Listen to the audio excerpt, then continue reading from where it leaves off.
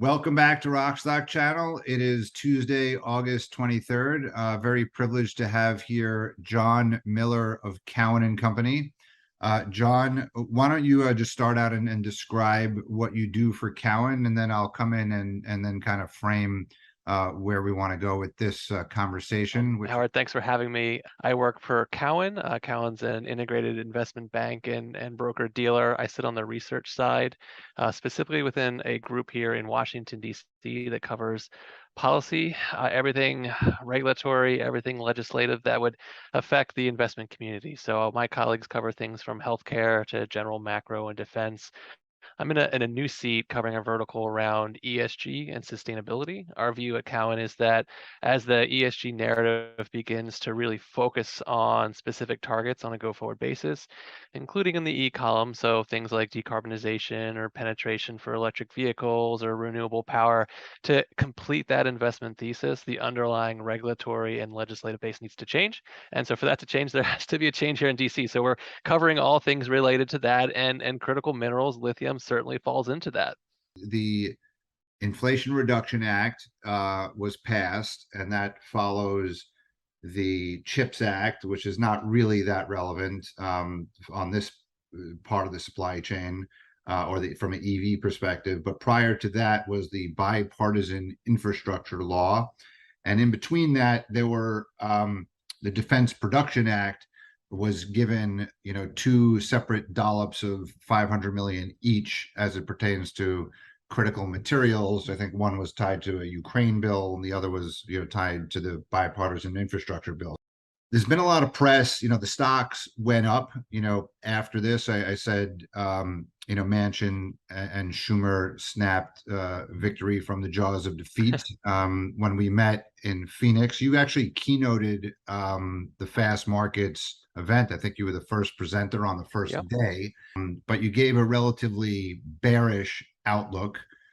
What happened? The Build Back Better Biden bill, which was meant to be kind of like 3 trillion, here we have something that's 380 billion. The fact that it kind of made the cut, like the size of the package, Build Back Better Biden, was reduced by 90%, but it really speaks to how much they prioritize EVs, and climate or things that are consumptive of critical minerals. Why is that? I think the point I was delivering during that conversation is there's an ongoing disconnect between what this administration under President Biden wants to accomplish with, broadly speaking, the energy transition. So that's electric power and decarbonizing transportation, and what they're willing to really fight for on the ground when it comes to individual permits for projects moving forward. At the macro level, this administration is 100% bought into the Paris Agreement, which we've rejoined, a 50% emissions reduction target by 2030, 50% light-duty vehicle penetration for EVs by 2030. Macro level, they're all in. When it comes to where this actually hits the ground and where shovels need to begin digging to extract the critical materials, there's still a disconnect and there's still a risk, and that's mainly around the permitting process itself, which has become bogged down in a number of different directions, right? Some of that is an external lobby that's been litigating, and some of that has been an internal problem with some of the ways the agencies operate. And so I'm certain we'll get to this, but there is an opportunity in the next month in September for some real reform to the permitting process that simply wasn't on the table when we spoke a few weeks ago. I see it as two almost parallel asks. One is decarbonize the economy, accelerate the energy transition, and then do it by bringing all those resources, all that activity, all that manufacturing back to the US. And that's difficult to do, right? Right now, the entire value chain for renewable power, transportation has been moved towards lowest cost, towards economies that don't price emissions, and it's an externality, and that's all gone to China. So if we want to continue the acceleration and actually get panels and cars, we have to go to lowest cost. If we want to have the domestic side, we're going to have to make some changes to those value changes, and the bills and the actions you've mentioned today are supportive of that. So 2021 was the Infrastructure Investment and Jobs Act, IIJA, or the Bipartisan Infrastructure Law. So it's sort of the first real cut at what this administration can do from a spending perspective to be supportive of that demand for these critical materials. And so in that space, there's more than 6 billion that will be coming over the next 5 years for battery processing, manufacturing, and recycling grants. To date, 1.8, just under 2 billion has been made available through what's called a funding opportunity announcement. So the Department of Energy is managing that. They put out this request. Companies can compete for that fund. Those funds are grants. So that's, a little bit less than a third, and the rest of that money will be coming over 5 years. Going forward into 2022, the Russian invasion of Ukraine really accelerated what the executive office would do in the US around the energy transition, and obviously materials are a big part of that. So we did see a DPA announcement, a DPA's Defense Production Act. And so you mentioned 2 additional $500 million slugs, super helpful. The announcement around critical minerals it went about as far upstream as at that time the administration was really willing to do. So it was around processing, it was around efficiency gains, it was around engineering, sort of the industrial and engineering opportunities around a mindset, not actually making direct equity investments into mines. That might change going forward. And then now, really, since the end of July, there was an agreement between Senator Manchin and Senator Schumer, which pushed forward what used to be called the Build Back Better Act, and now it's the Inflation Reduction Act, or Mr. Manchin's bill, whatever you kind of want to call it. I like your point. So the initial BBB was north of 3 trillion. The Inflation Reduction Act, about 370 billion for climate and energy, and vehicles, minerals, those are all part of it. So happy to unpack like the manufacturing elements, or the clean vehicle credits, the commercial vehicle credit. But before we go into that, let me just kind of summarize the other 2 things you mentioned, which are the Defense Production Act, 500 million, so that's $1 billion, and then these 6 billion of grants, of which 1.8 billion or so has already been applied for. The bipartisan infrastructure law is only for U.S. projects. The Defense Production Act, as I understand it, can also be applied to Canadian and Australian and maybe a couple of other countries who are deemed by the Defense Department. The DPA is a Defense Department thing. That the bipartisan infrastructure law, I think that comes from the Department of Energy. But the DPA, Canada is considered a domestic source. I speculate that there is some money, and those are grants, like free money potentially going to go to certain Canadian, US, maybe Australian projects, to the extent that we see an announcement by the US government and any one of those companies of receiving such free money. It will catalyze, and people will realize that not only those companies, but funding is being made available from the United States. And we may hear this year or in the next month or 2 some awards from those programs. Then the bazooka, right? Congress has, there was a New York Times article that talks that the Loan Projects Office is getting like a $350 billion number. I saw Jigar Shah on LinkedIn say that he's gotten an additional 40 or 50 billion on top of what he already had was 40 billion, because he's been out there, and there's a number of companies like Lithium Americas and Piedmont and Ioneer who have publicly announced that they're applying for these are loans, though. These are low interest, long-term loans.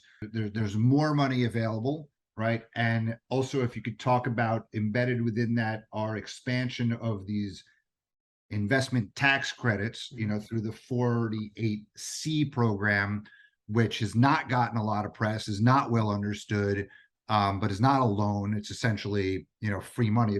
DOE's loan program office has received significant extension on its funding capabilities through the Inflation Reduction Act. 350 billion in additional credit ability from LPO is huge, right? And it's also coming at a really unique time where LPO is finally staffed and ready to operate as a bank again, right? This is a program that goes way back to the Obama administration, got some money out in the early time periods, and then ran into really strong political headwinds around Solyndra and kind of went into hibernation. The Trump administration didn't use it at all. It was basically shuttered. Biden spun it up again, brought in Jigar Shah to run this organization. And it's taken him, a year and a half to staff and build the due diligence and project framework. They released their first conditional loan guarantee, the first loan guarantee in 10 years earlier this year. So at the same time, the LPO is ready to do business again. They're getting this huge increase of funding. They've also spoken really eloquently about moving from funding programs that aren't commercial yet to focusing more on like deployment of large scale. So something as straightforward as acquiring the minerals, the processing, or getting towards the battery manufacturing is going to be really in their alley going forward. And so there's a large amount of money to get that done. They had about an $80 billion pipeline of applications coming in, about $40 billion of authority. Now with that additional 350 billion on top of that, that it's going to move a lot faster, and we'll see those announcements at a high rate. So that's on the loan or loan guarantee side. But to your point, yes, there will be it is a loan, so you have to pay it back. The Inflation Reduction Act also really has all these manufacturing elements too. So there's two credits that are in play, and you mentioned 48C. So this functions like an investment tax credit. It's called the Advanced Energy Product Credit. And basically for projects that qualify, if you're a qualified facility, you can get 30% investment tax credit of the investment you make to build a new facility, right? And so that could be, kind of that processing and up space for the critical materials, which is a big deal, right? That's 30% off the top if you're a qualifying facility. It is $10 billion capped for total allocation. The other credit that's in this space too as well is called 45X, and that's an advanced manufacturing production credit. And that can allow you to achieve 10% of the cost for production of the actual mineral. So that goes up even further upstream to the actual production of the mineral itself. There's no cap on that program. So it's estimated that the total investment is going to be around $30 billion. Most of that's going to go for solar, but there's certainly a place to play for critical minerals and processing on top.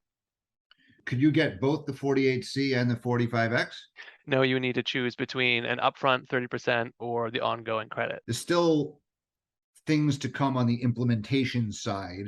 There's a very significant carrot, and what I'm focused here is like I don't think there's that many sticks, right? But there's various carrots, and some of the carrots are consumer driven, right? EV subsidies, and then there are others that are producer driven. And I've been much more interested and focused on the supply side, incentives. So we haven't had supply side incentives. We've had EV subsidies, but here, if you have $1 billion project, right, or 500 million to build a lithium plant, or $1 billion to build a lithium plant, if you get a 30% tax credit, it's basically then it's a it's a 350 or a $700 million plant. I mean, that's a very significant free money situation. We may hear on the grant side, but we may also hear on some of the companies that qualify for this coming up soon.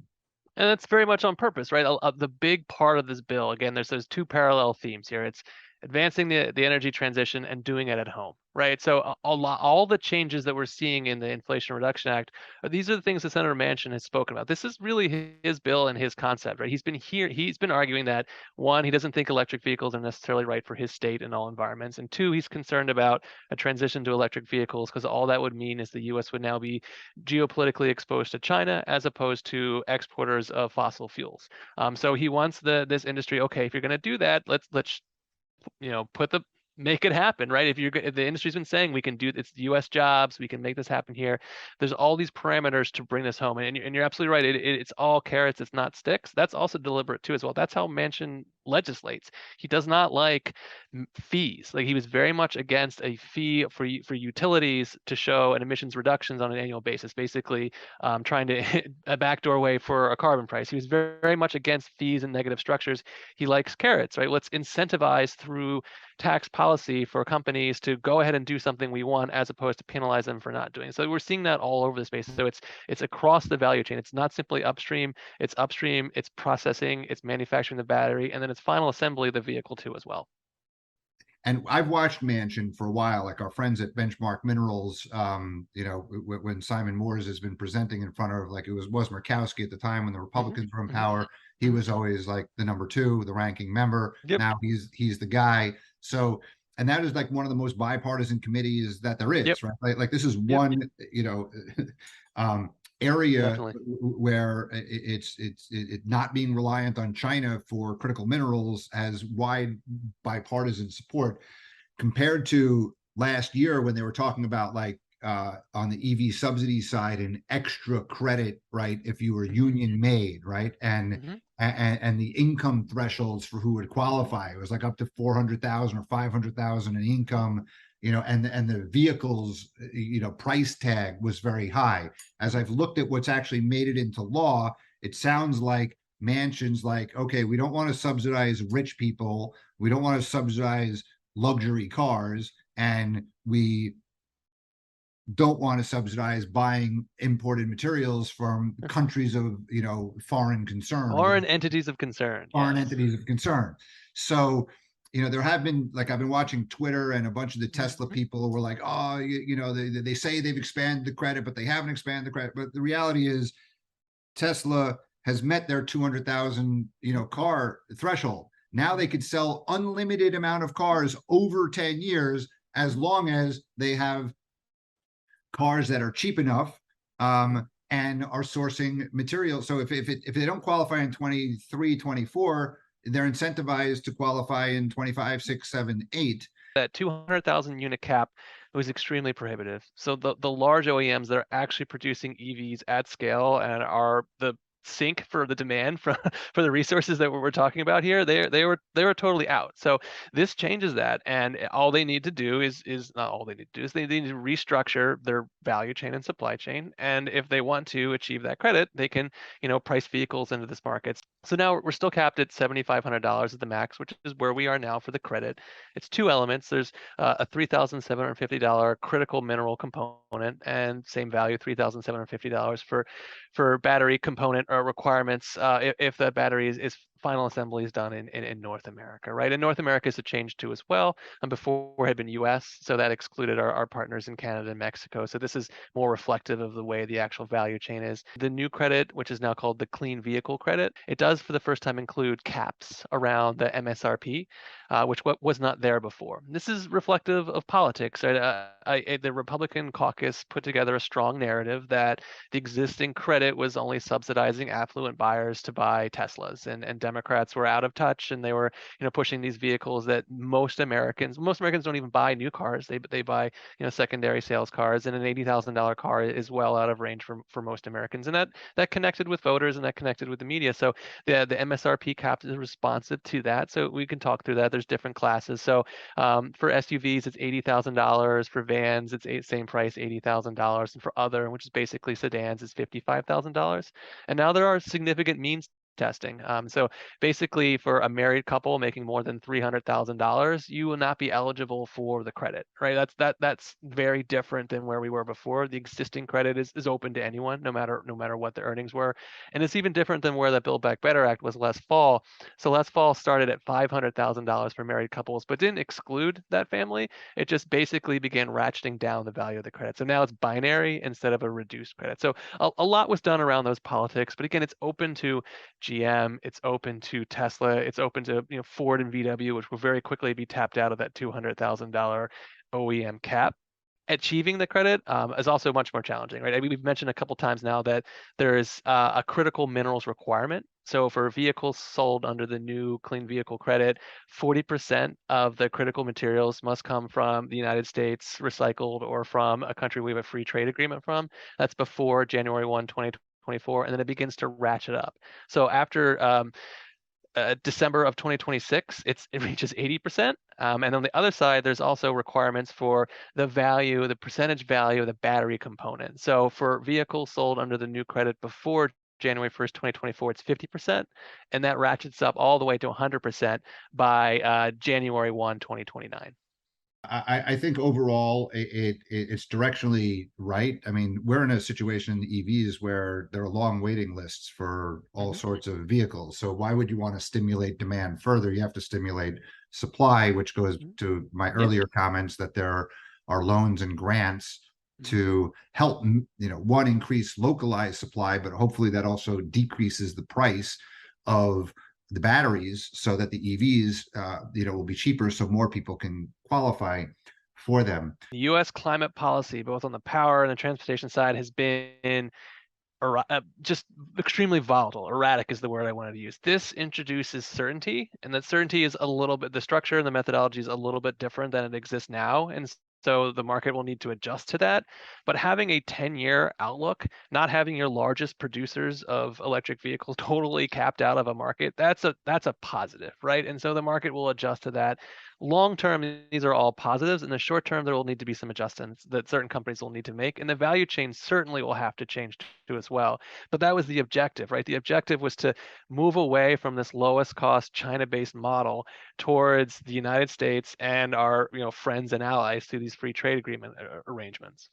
A company like Albemarle, is an American company, right? But they produce out of Chile, which is a free Mhm. trade agreement country. They also produce, partly in Australia, right? But they ship rocks from Australia to China, and they convert those rocks into like a final product that ultimately then comes into, a Tesla in the U.S. So would that qualify if the final processing is happening in China, but most of the other bits are happening from either an American company or from a free trade country? Does it qualify, right? Like what is a foreign entity of concern?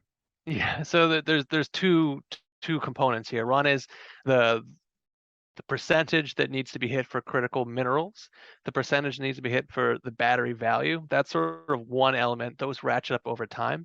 And then there's an entirely other piece at play here. And that's a blanket binary exclusion for foreign entities of concern. So that in the hypothetical of ore mined in Australia, that is acceptable. That's perfectly eligible in the vehicle. It would actually be beneficial and help towards that percentage that needs to be achieved. If that ore then goes to China for processing, that would be problematic, right? That would likely enter that foreign entity of concern, depending on the final processor in that country. It would make that vehicle ineligible. So there will have to be a shifting of these value chains. The processing, for sure, anything around the battery manufacturing, the components that go into the battery manufacturing, if they touch foreign entity of concern, that vehicle will not be eligible for the credit. So there will be a shift. There'll be a change in that example. Okay, so in that example, it's possible that Albemarle could redirect some of its ore from Australia into America, and then everything would qualify. Or another partner with an FTA. Yep. Yeah. Okay. So what about Argentina? Is not a free trade agreement country, whereas Chile is, and both countries have lithium. And Livent, for example, imports from Argentina to the United States, right, to finish the product, right, and they also import to China. So China wouldn't work, but would Livent's Argentine material qualify, if it's further converted in the United States, or would only a portion of it, like the value add portion, qualify? How do those calculations made, Yeah, so the value add component on the battery side is going to be very interesting. That's a white space, right? So the way policy is effectuated in the United States is there's legal text that moves through Congress, signed by the president, and then the various agencies opine and provide all the guidance around implementation. And there's a push-pull. The Supreme Court has stepped in several times saying the agencies have gone too far in their interpretation. We just recently saw that in a case, West Virginia versus EPA, which touches this from a climate perspective. But the percentage value of that battery component, the DOE is going to provide guidance on that, hopefully by the end of the year. Again, that seems unlikely. Probably Q1 2023 is when we see that. What's going to happen for Argentina? What we expect to see is a lot of pressure on Commerce, United States Trade Representative, to begin cranking out resource and critical materials specific free trade announcements, right? It won't be a blanket across the country. There's no time to sort of manage all those different elements of all the imports, exports that come from it, but it'll be targeted for specific items, and there'll probably be a number of these. So Argentina is a good example. Indonesia is another example where those conversations will really accelerate. What we see, or what we believe is less likely, are waivers or exclusions. This entire bill and framework is a compromise agreement between what Senator Manchin was willing to do and the Biden administration's, again, desire to decarbonize the economy and to do it in the US. If they issue a whole bunch of waivers, they're undermining that, doing it in the US process, right? So it seems unlikely they go down that route. More likely that they expand the free trade agreement structure and use that as a tool, right, to attract some other sort of foreign policy wins. Yeah, I mean, I could, like, the free trade agreement, like, why'd they pick that instead of, like, the EU? A number of the countries don't have free trade agreements, right? So there are plenty of countries that are not of foreign concern that are also not free trade agreement countries, but there should be absolutely no reason that, and you're right, as a tool of foreign policy, why discriminate against Argentina? Like China is, trying to get Argentina on their side, right? Like, and America, like, so Argentina is kind of like in play. Like certain countries are in play, and others are kind of like left, to each other's camp. So you see the potential that like Argentina, it's not a waiver, but just could be free trade agreement plus. Yeah, a narrow free trade agreement focused on lithium or processed materials or something I to mean, but fit if in. it actually has to be a free trade agreement, that's going to take time. Yep. A formal agreement would take time to implement bilateral. There may be a lot of that activity, but that's like where that falls in the priority. It'll be a lot easier if it was just like, can he executive order just adding Argentina or Indonesia? The executive has lots of powers, and we've seen that on the solar side. The ability for the administration to step in and one thing they could do that they've done on the solar side is the administration stepped in and declared an emergency, basically said that the United States is unable to achieve domestically the number of panels it needs. We're going to declare an emergency and issue a 2-year waiver on tariffs for imports. So things like that can be done, but again, it kind of undermines what the whole purpose of this bill is. The administration wants to be firm to show manufacturers that they need to go ahead and make the investments necessary to do this domestically or with the free trade agreement countries. If they're issuing a bunch of waivers, that again kind of unwinds that incentive. And if companies think that they can sort of lobby their way out of this, then that could be a problem. Is that not going to happen? It's unclear. I think what we're hearing around DC and from the various different trades and associations close to this is there's an expectation a lot of vehicles beginning in January 1, 2023 aren't going to be eligible for this credit, and that was by design. So that's kind of our base case. The subsidy is based on percentage, of the value. The value of lithium in the car is going to change from year to year, and therefore one year it may qualify, one year it may not. Like it's very confusing, and who's going to be the arbiter? Is that how it's all new, right? This is all new, and that is a critical element of the implementation guidance. How are they going to determine the value versus adding to 100 percentage points of that battery, right? And is it a look back? Is it an average? At the end of the day, the OEM is going to be the one responsible for making that showing. Really, fundamentally, this is a climate bill, and actually a point you made, which I want to emphasize here, is that the reason that EVs have made it into this bill, right? This much more scaled down bill is because from an emissions point of view, it's transport and power that are the biggest emitters, right? So to address those big emitters, you have to tackle the transport problem. And within the transport problem, polluting trucks are much more polluting, right? That are used all the time than someone who's replacing, a Porsche 911 with a Model S, right?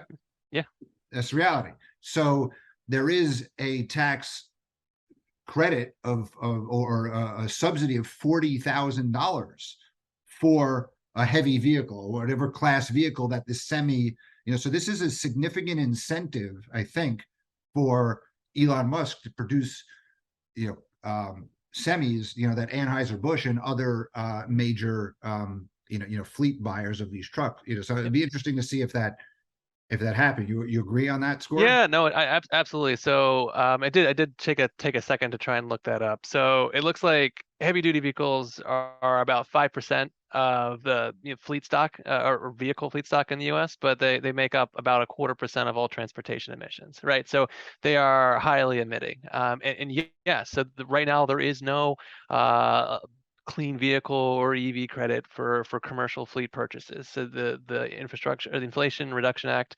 introduces a commercial clean vehicle credit, right? And if it has no internal combustion engine, if it's 100% electric vehicle, you can receive a 30% investment tax credit, the max value of $40,000. So that's really meaningful for decarbonizing those fleets. And fleet operators also think differently than retail consumers. When a fleet operator purchases a vehicle, they're not simply looking at the sticker price at the dealer. They're thinking about total cost of operation, and that's where electric vehicles outperform, right? Because prices of electricity, it's less volatile than diesel prices, and so this is going to be a big push for not only heavy duty vehicles, but also like the sort of last mile Amazon type trucks, right? That are all over cities now because we're buying everything online and we get things delivered directly to our house. There's already been some traction there for clean vehicles. This really will accelerate that. What is Manchin angling for, with his promised permitting reform, right? We're going to get something by September 30th, and explain why. Yeah, we'll get something or we'll get a government shutdown. So we'll see. I guess that's still something. But yeah, so there's a one-pager out from the Manchin administration, and it's hard not to give this the priority it should to make Manchin a yes vote on reconciliation, which became the Inflation Reduction Act of 2022. There was this quid pro quo, right, where Senator Schumer, who's the majority leader, and Speaker Pelosi and the House agreed to bring to the floor a legislation around infrastructure permitting reform. And this is a long-term ask from Senator Manchin, and honestly, most Republicans too as well.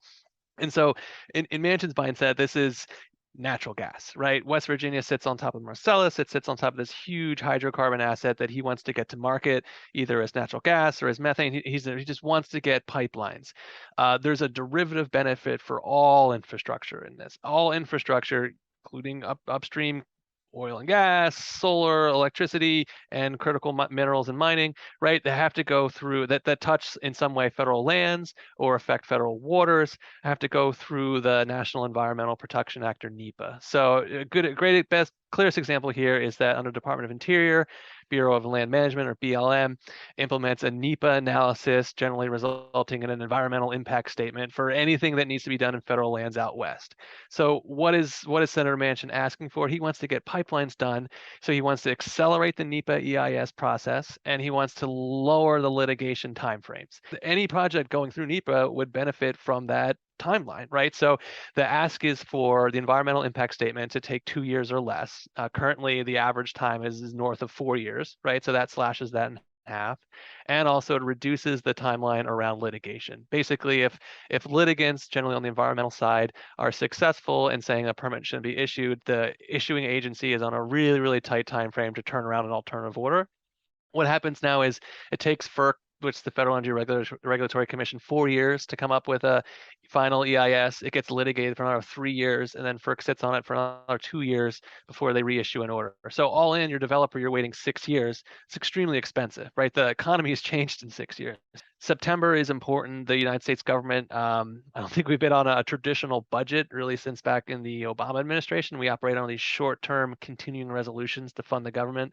The existing CR times out September 30th. So there will be a must-pass piece of legislation to fund the government that needs to get done by September 30th. The deal between Manchin, Schumer, and Pelosi is to tack on this infrastructure permitting reform, again, adding those sort of statutory timelines to get the NEPA EIS done, to tack that on to the funding bill, and then basically dare both parties to say, okay, you're going to vote against this and shut down the government. It's going to be interesting. We've already seen some really bearish comments from the Democrats, specifically on the progressive left, saying that we're not really interested in that. The House Progressive Caucus has in the past proposed legislation that actually extends the timelines for NEPA, so going in the opposite direction. And so Manchin's going to need Republican votes, and it's unclear if Republicans are going to be interested in giving Democrats more wins. I've been very impressed with Manchin's political skill in this whole process. Fingers crossed, by September 30th, he's going to get some permitting reform. Thank you so much, John. Really appreciate the conversation, and you're, a huge repository of information. So to be continued.